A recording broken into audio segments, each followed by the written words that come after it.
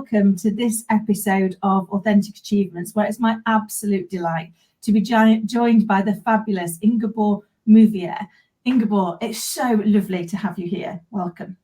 Hello, thank you. So before we get stuck in, as I know we always do, because whenever Ingeborg and I start chatting, we let time run away with us.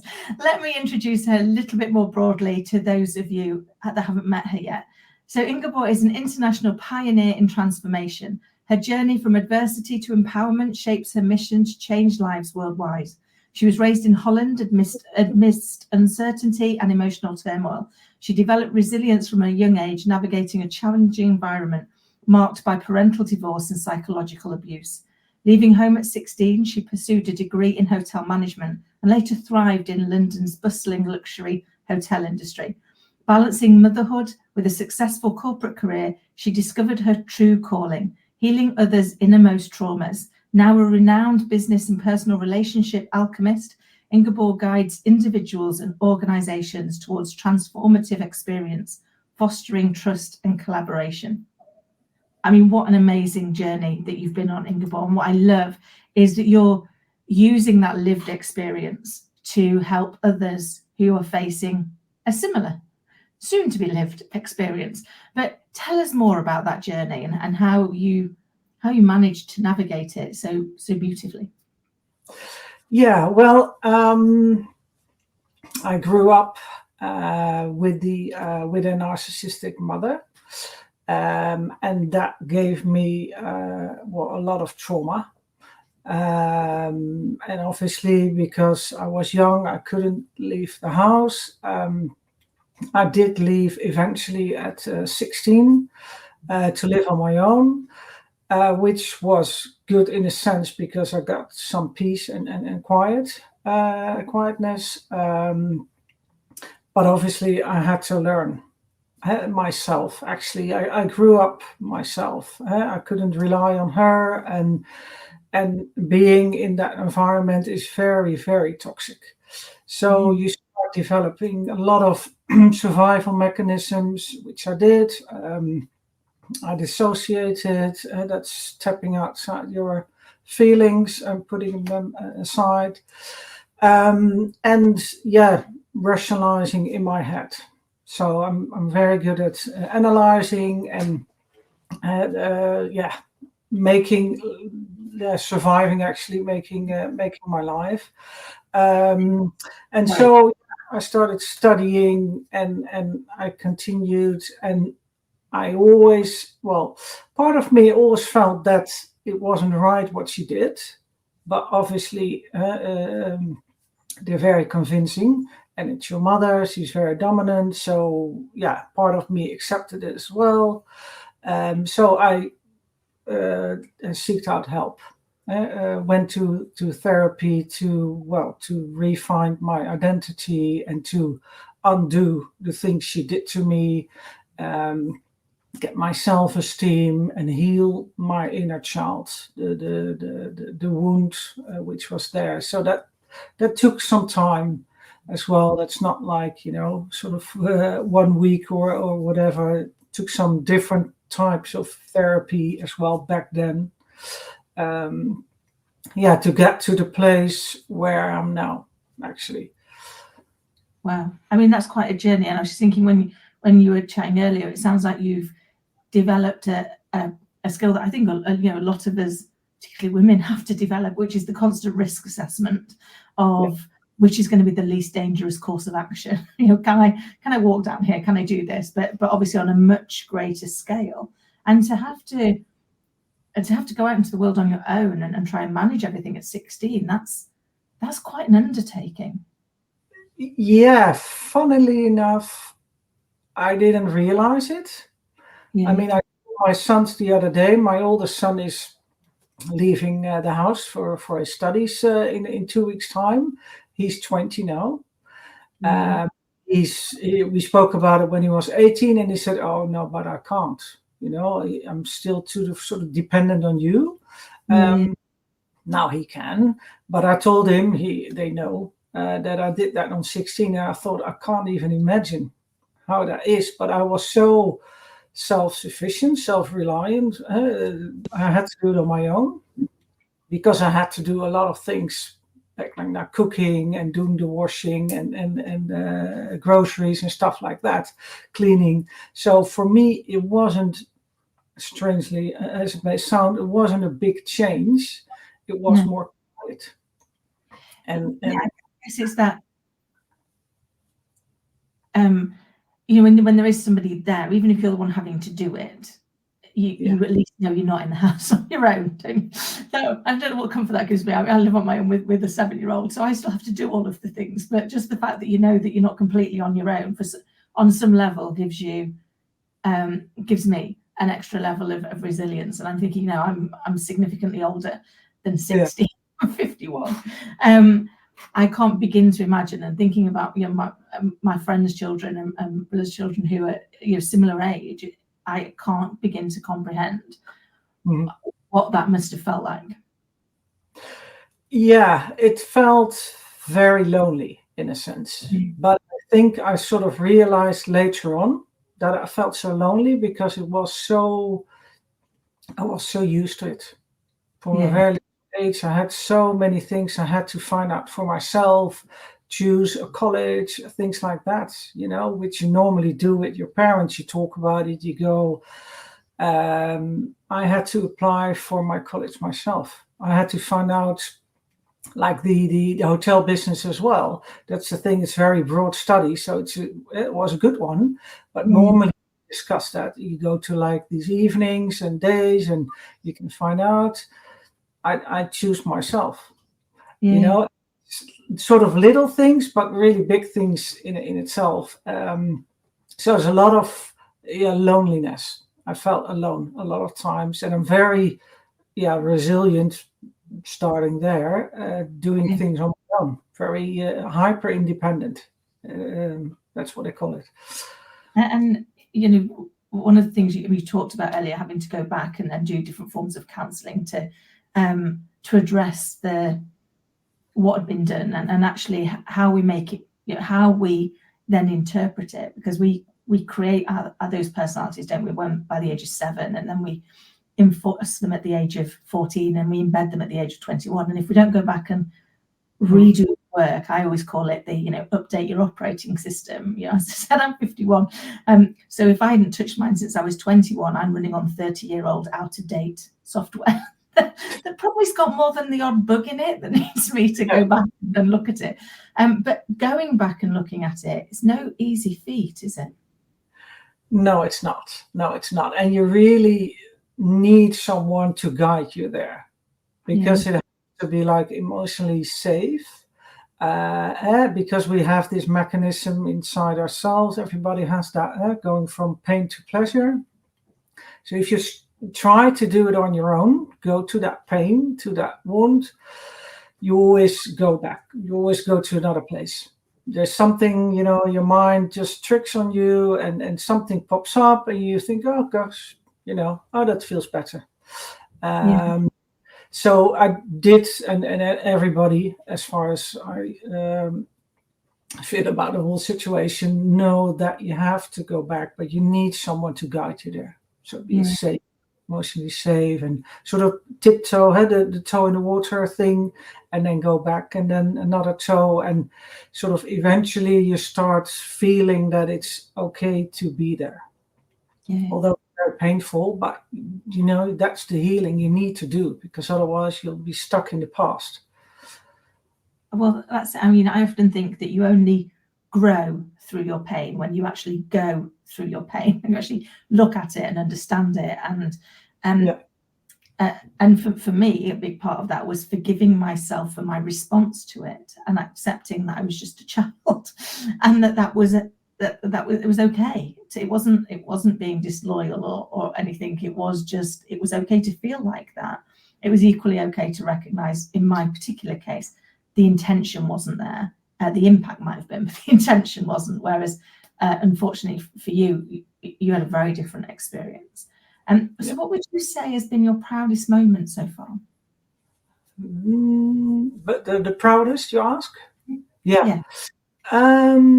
Well, I think that I've been through it.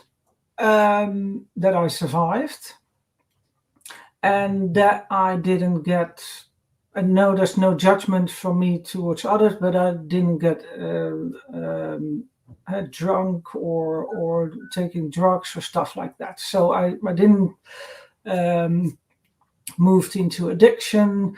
I didn't do any silly things. I mean, I did silly things in my life, obviously, but no, like the big major things. So yeah, I'm proud of that, and I think I'm most proud is actually that I raised my kids to be very sort of healthy, emotionally healthy boys, a lot of self-esteem and self-worth, and yeah, I didn't had a good example, but from what I hear from other people, and I feel it myself as well, that I did a good job with them. So that's most proudest I am. Yeah. Oh, I can imagine, because that's, I mean, it's such a feat when we're given the blessing of these little people to help become whoever they're supposed to come. I mean, they don't come with a manual, do they? So you have to as best you can, and always put their best interests in. But when you see them grow and flourish, that I know that's one of my proudest moments, when I get there and go, look, I might not have got everything right all along, but actually, if you come out to be kind, honest, willing to try, then we've probably not gone too far wrong. But to be able to deliver that for your family when you haven't had that, so you've had to create the opposite of what you did observe, what you did have knowledge of, to be able to recreate the what should have been, not the what was. Would that be fair? Yeah, I really, what you just said, I made a very more decisions actually in doing things different. Like what I have, I made a decision. I want them to have self-esteem, self-worth. Be like, I'm honest as well, but be honest people, go for what they want, talk about their feelings. That was a big thing for me, especially, for boys, it's a big thing. But I wanted them that everything that they feel is okay. We can talk about it. You can be angry, you can be whatever. Something happens, talk to me. And that's I think I succeeded in that, because that's what they do. The oldest more than the youngest, but they feel there's space. It's okay.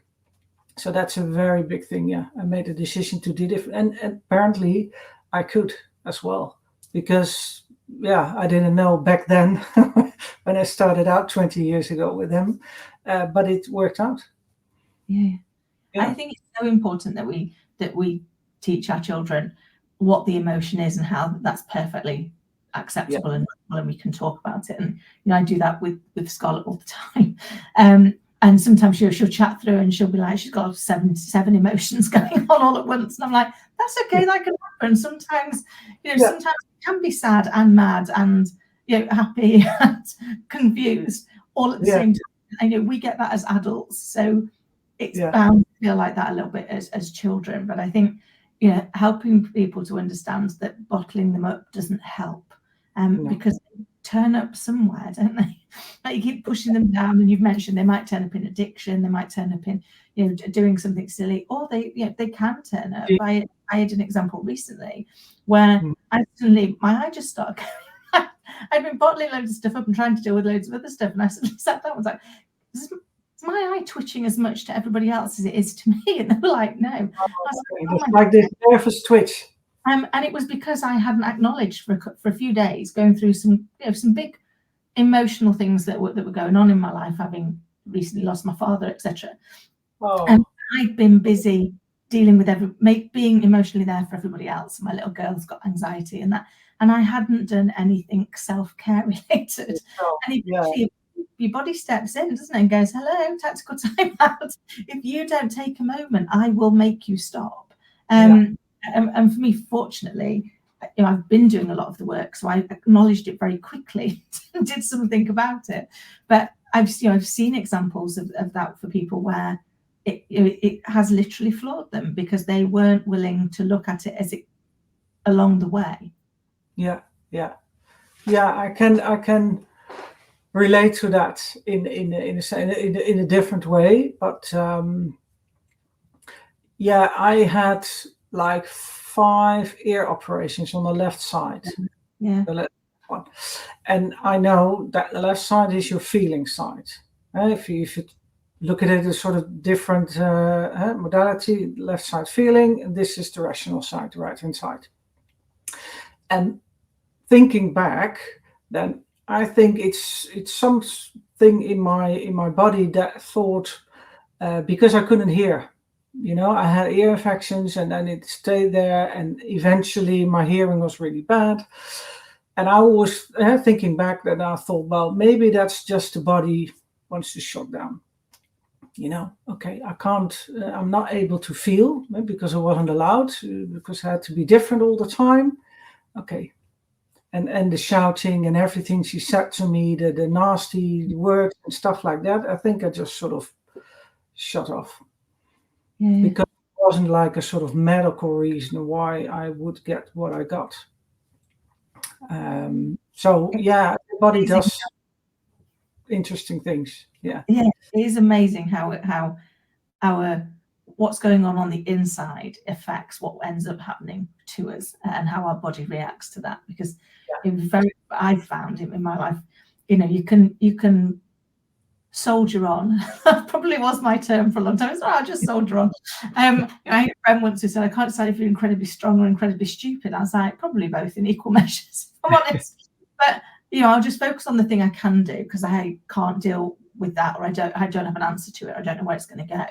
And it wasn't until the platform got too hot that I actually had to go and do the inner work. I had to go back and go, okay, that platform's burning. I now need to do something different. And that journey back inward was probably my most challenging ever, but one of my most rewarding ever as well, because you were granted the freedom to let go of all of those beliefs that no longer served you. And those things that I used to say things to myself that I would never say to another living person ever. I would never be that mean or that cruel. And yet, I was to myself all of the time.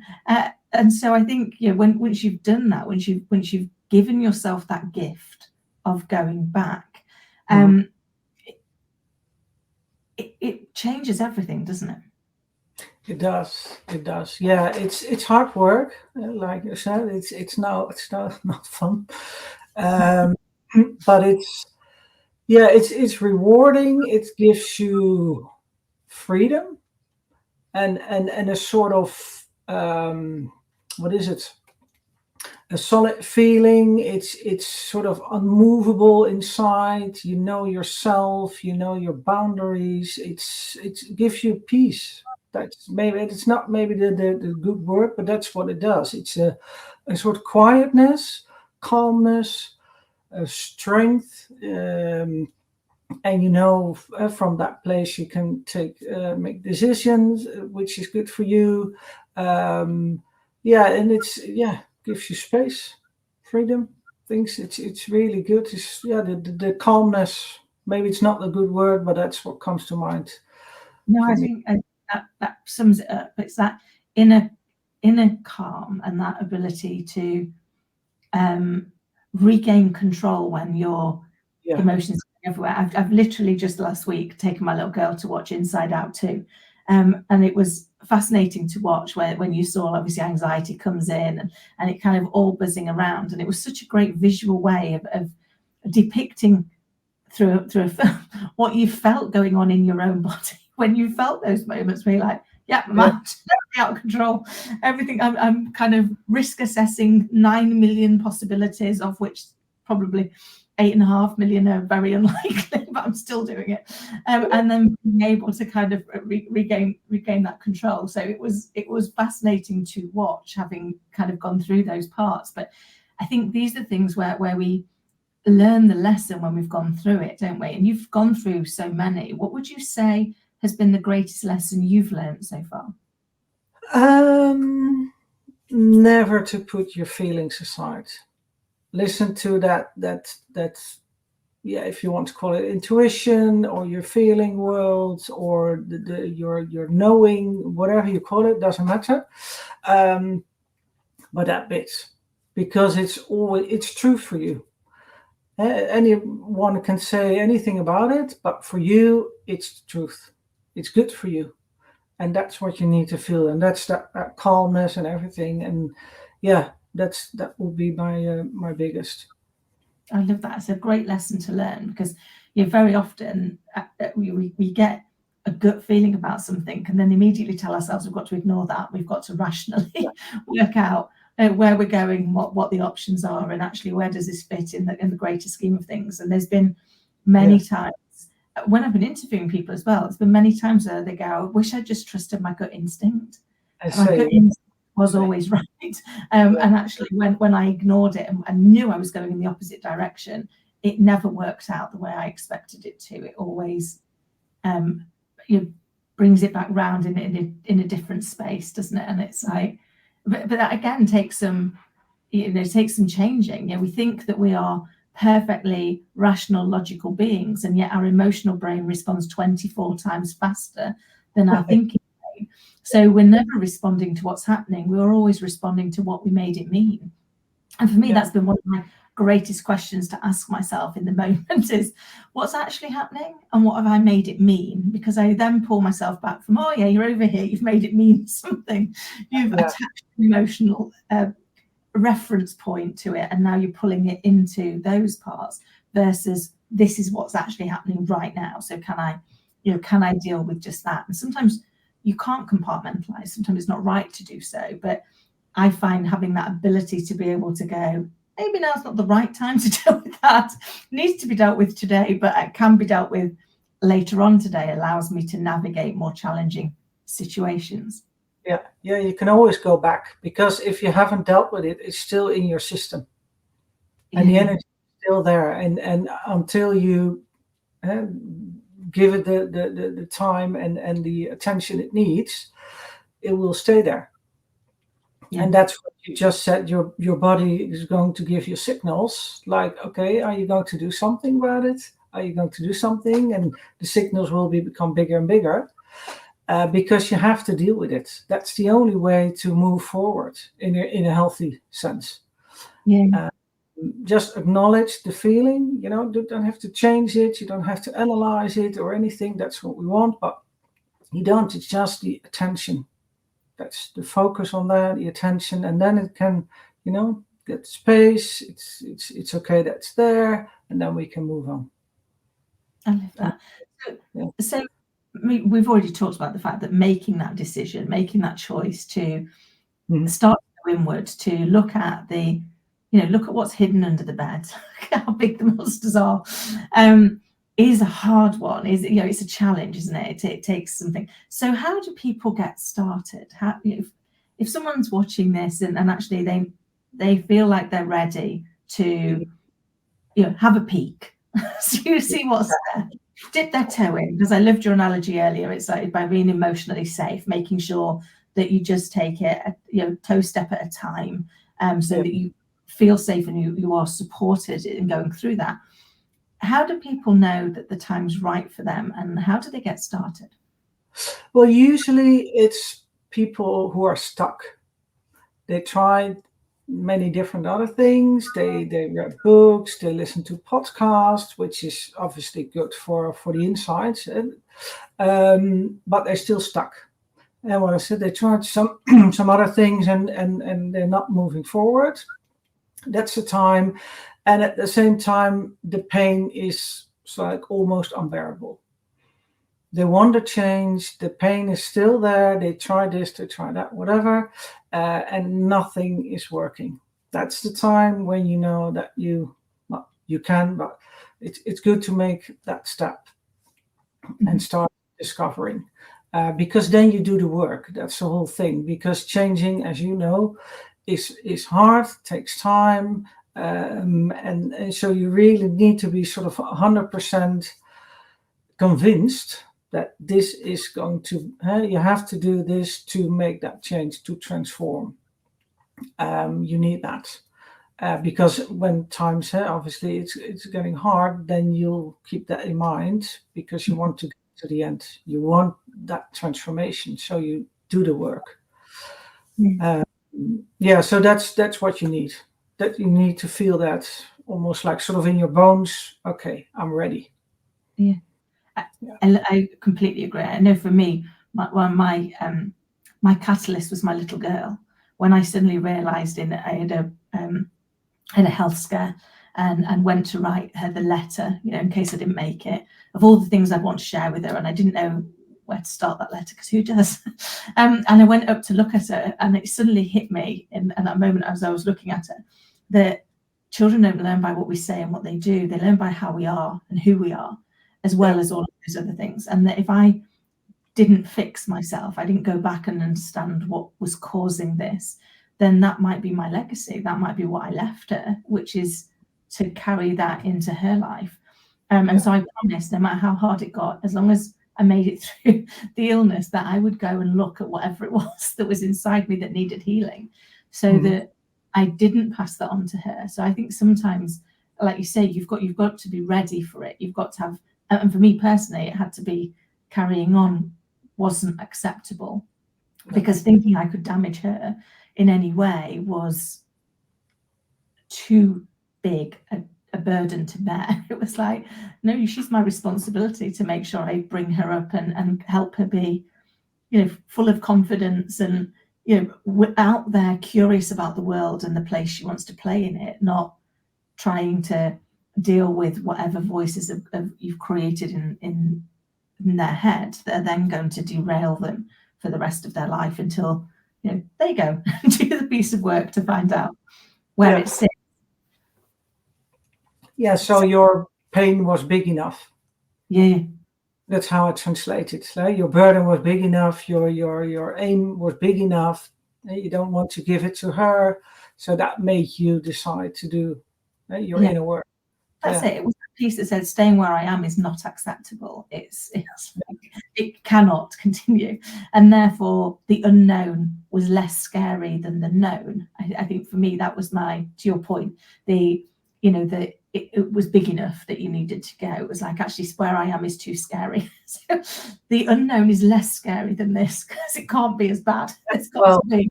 Yeah. It's got to be a different way through. So, Ingeborg, I could chat all day, as you know, but I'm conscious we're coming up to time. Just before we get, if there were one piece of advice, and you've already shared such great insight, if there were one piece of advice you'd go back and give your younger self, what would it be? Believe in myself earlier. Yeah, that would have changed things, I think, a bit quicker as well. But then again, you walk the path you need to walk. And I know now that you have to feel it to be able to heal it. Yeah. So that's, if I knew that earlier as well, but then again, that's for the same reason, that would have helped me as well. So I applaud people who are young and start doing the work, because then, they can't give it to the next generation, but more for themselves and the people around them. And so it's good to get help. You don't have to do it on your own, because I tried that before I seek help. Trying to do it on my own, and it doesn't work. I love that it doesn't, and I think often as well, we end up when we're in that space, feeling like we have to do it for everybody else because we can't do it for ourselves, and you just pile on the problem. You end up getting crushed almost under the weight of trying to be perfect in what is an imperfect being. We are perfectly imperfect. That was probably my big breakthrough late in life. It's like, it's okay to be imperfect. Brilliant. I love that. Doesn't mean to say you don't have to keep trying. Doesn't mean to say you don't have to keep trying to be the better version of yourself than you were yesterday, but you no longer have to be perfect. It was like, that's awesome. that's freedom. I love that. Ingeborg, it's been such a delight to chat to you. What is the best way people can get in touch? And obviously, I'll make sure it's all in the show notes below. Yeah, well, they can reach out obviously via the socials on LinkedIn and Instagram and Facebook, all under my own name, Ingeborg Mooiweer, and via my website, metamindbreakthrough.com. Fabulous. Ingeborg, it's been an absolute joy. I look forward to next time. And thank you to everybody watching and listening. The details of how to connect with Ingeborg are all in the show notes below. And we'd love to hear how you felt about the episode. Until next time, take care. Thank you.